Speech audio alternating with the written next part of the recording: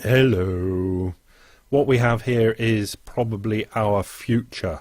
It's not a mystic projection or prognosis. It's just looking that way, and you'd have to really now come up with solid reasons to think that this isn't going to be the future of the Western world. This is obviously Japan. You can see bottom left, Bank of Japan discount rate, call money 3-month certificate of deposit, and the 10-year government bonds. 1990, they were at the top and decided that they had to bring them down, so brought them down they did, and by 99 they were on the bottom and have been bouncing along the bottom ever since. And as I say, there's absolutely no reason to believe this same scenario won't play out in the rest of the OECD world. This is from Shirakawa, the boss of the Central Bank of Japan, his presentation to the London School of Economics, which is a good effort of a presentation, but because he had to read it, it was a bit boring. But they really have the experience of what the Western world is now experiencing. They have it in Japan. They invented all this stuff. And you can see the red lines in all these 3 boxes are Japan, so they're always the same, but the blue is the United States, yellow is Germany, and green is the United Kingdom, and basically so far they're all following the Japan path. And as I repeat again, I can see no reason they won't continue to follow the Japan path. This presentation is from the Fed after their meeting a couple of days ago, Wednesday. Target federal funds rate at the end of the year. This is their glasnost. This is their being open and honest about what the Federal Open Mouth Committee members are thinking. Let's go to the longer run first, and of course they all agree that in the longer run everything will be back to normal and the target federal funds rate will be over 4. Everyone believes that, of course, because if you didn't believe that, you'd have to come up with a damn good reason why. There are plenty of reasons, but you'd have to open your mouth in the committee to tell people. So you say, well, in the end, everything will go back to normal and things will be normal. But the first 3 columns are 2012, 13 and 14, and where the various members, each blue blob, think the target Fed funds rate is going to be. We can imagine that Bernanke, Plosser and Janet Daly are down in the bottom right in 2014 because Bernanke said that that's where the Fed funds rate will be at the end of 2014, down where it is now at 0.25. But there are plenty of other committee members that think it should be up near 2.5 and variously spaced out there. And to get up to 2.5, obviously you need to step up there. You'd have to start that early in 2013. But the important members think that 2014 everything will still be down at 0.25, and there will be absolutely no explanation of how the longer run can ever get up to 4 again. They'll just put it there because it looks good. But explain how it can get there is another matter, and I don't think we'll be hearing any of those explanations. This is from Aleph blog, who's a nice chap, but he gives Bernanke a bit of a kicking in this blog posting. Bernanke does not understand savings. Twice in his press conference yesterday, Bernanke showed that he was out of touch with average Americans. He argued that average people could keep up with a 2% increase in the price level, inflation, by investing in stocks and, presumably, short-term bonds.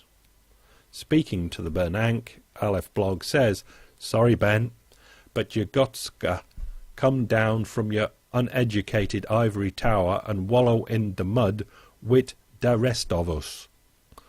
There are 3 problems with what you said. It's hard to earn 2% after tax consistently when the Fed funds rate is 0. only the top 20% of wealthy have enough assets to keep themselves afloat using the asset markets. Most people would like to do something to protect themselves from inflation, but lack the means to do so. And average people do not invest. They save at financial intermediaries like banks, savings and loans, and life insurers. Fed policy kills rates for savers. They will not become investors because they lack the knowledge to do so. Aleph knocked into that. He's normally a very placid chap, but that was harsh for Aleph. Bloomberg, Bank of America, Citigroup among banks facing margin pressures from Fed's rate stance.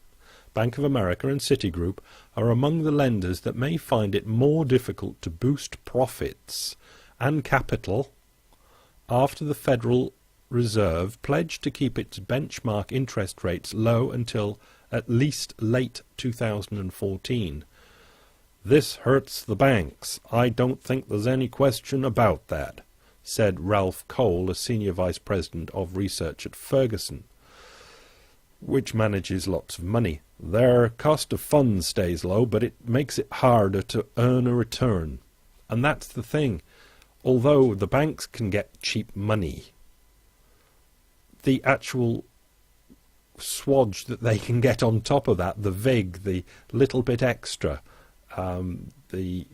is just low as well. And the banks are just hurting because they're scraping for each fraction of a percentage that they can make on their money, and will need an awful lot of help via the back door all the way through to the end of 2014 with the target Fed funds rate down towards zero. Opinion in the Financial Times by Alan Greenspan, "Meddle with the market at your peril," which I kind of looked at and went, should I read this article or not? And that's actually a good headline, because there's going to be an awful lot more of this meddling with the markets. But you read it and you go, Alan Greenspan. And you don't want to take it from him because he's messed up so big. But quite frankly, he is right. There is an awful lot of mega meddling going on. And we can guess, imagine, know that the mega messers do not know what they're doing. There will be hidden ramifications that they just don't understand, won't understand, can't understand, and they will cause things that then they will have to deal with in the future. And it will be a miracle if this mega meddling actually all goes right.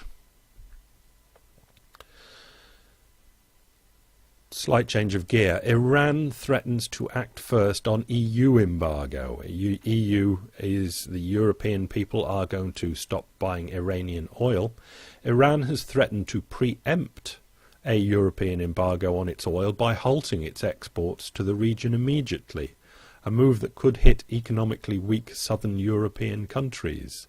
Indeed it could, because they have to replace that stock, and they will struggle even to find people to give them the oil. At the bottom it says officials in Madrid, Athens and Rome have said they would use the delay, they might not get a delay to use, to ask other oil producers including Saudi Arabia, Russia and Iraq for additional supplies.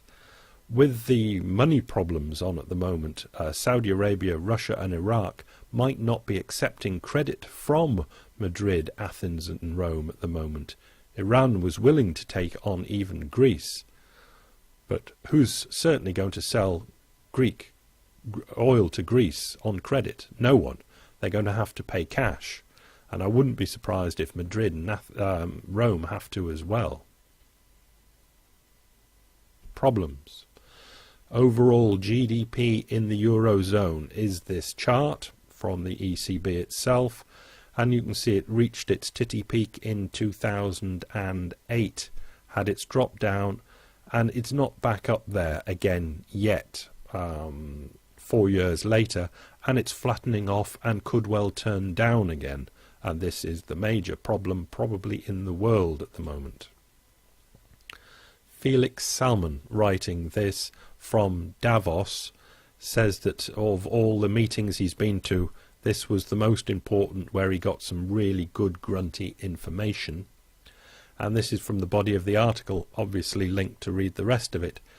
Effectively, the unlimited swap lines have solved most of the global liquidity problems and have prevented the otherwise very scary prospect that a liquidity run could become a self-fulfilling insolvency process. But that, of course, doesn't mean that the world's economies are all solvent. Oh no. And so the question then arises, if you want to attack solvency rather than liquidity, is international cooperation, i.e. giving the IMF a massive fiscal bazooka, the best way to do so? And the answer there seems to be no. And this is what he's getting from the Davos big hitters. The biggest solvency problems are the problems within the Eurozone, and it is ultimately Europe's job to get the necessary cash together if it wants to avert a series of fiscal crises. It's a Eurozone problem. Europe is rich, richer than all of the rest of the world except the United States. So Europe, being rich, has to deal with its own problems. Felix finishes with this paragraph. Certainly there seems to be no belief at all, even among the well-intentioned technocrats at Davos, that coordinated international action will or should solve this particular crisis. And the inevitable conclusion is that the crisis is not going to be averted.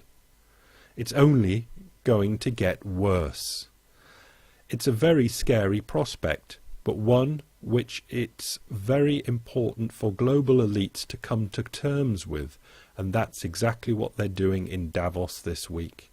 They're trying to get the European leaders to accept responsibility for their own problems, but are seeing shock, horror, that they're not grokking it.